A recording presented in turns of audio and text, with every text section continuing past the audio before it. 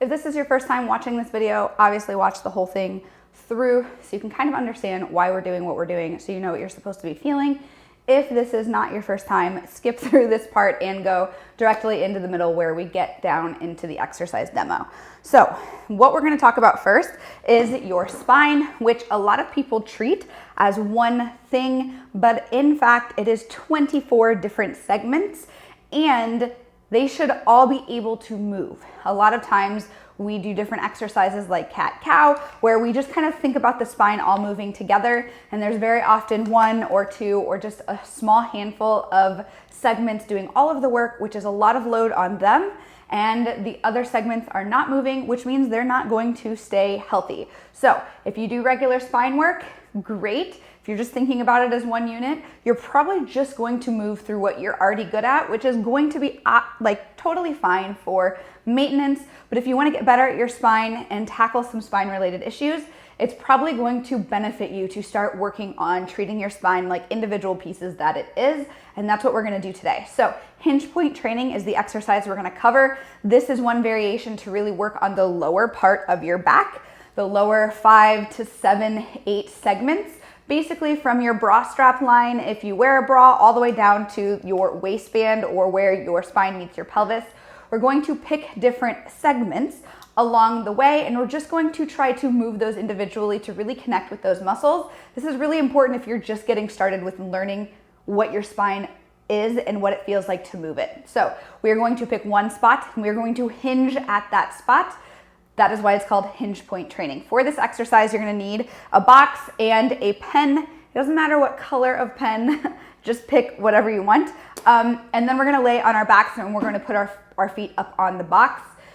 When we are doing this exercise, you're going to think about finding essentially the pokey part of the middle of your back. That is called your spinous process. And that is what these things that stick out, that is what they are. When we find that, you should feel as you round that these are pushing in that direction. You should feel that you can feel the spinous process kind of push into your finger. And as we extend, generally they should move away from your finger. And that is how we're going to learn what muscles flex and extend our spines, from which we can load in the future. So that is what you're going to be thinking about. Let's get down to the actual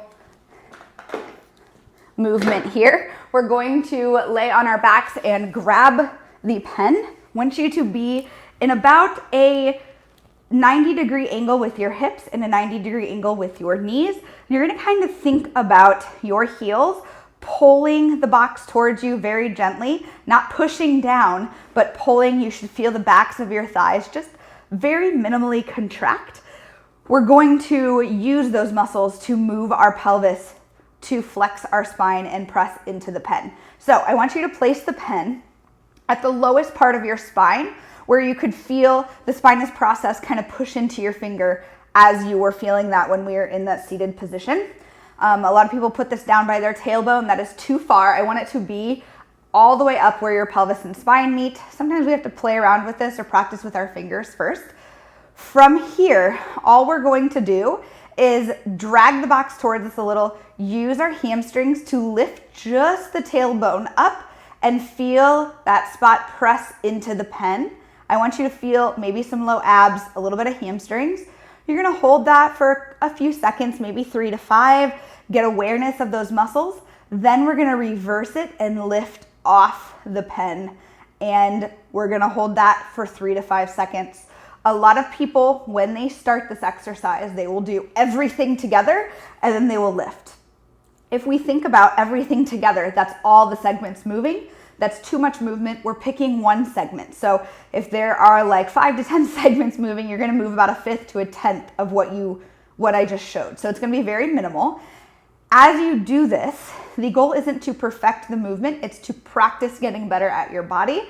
So you're gonna do 5 to 10 reps at that spot or whatever your program says. Then you're gonna move up about 1 inch and we're gonna do the same thing. Now here, you're gonna do the same thing you did, except for instead of just lift the tailbone, you're gonna try to move the one segment on top of the pen into the pen and then take that off the pen, right? So you should feel kind of like your belly button's pushing into the pen, not because you're sucking in, but because your whole back is pushing into the pen and then your belly button is lifting off the pen. Then you're gonna do those reps.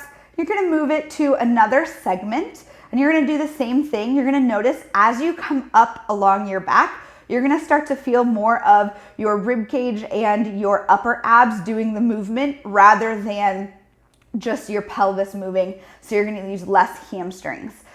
You're going to pick anywhere from 5 to 6, maybe even more, maybe only a couple spots. It doesn't matter, whatever your program says, but really it's just getting some awareness. So pick some spots and start to kind of build some of that awareness. And then from there, you're gonna progress with harder contractions, maybe a little bit longer of holds. But then from there, we can progress to different positions. But really the key here is to really connect with what muscles move which parts of your spine. So then you can follow this up with practicing your spine segmentation in quadruped to really kind of hit save on that information that you're working on. And over time, you should feel like you have way more access and way more control to the spine that you've had your entire life.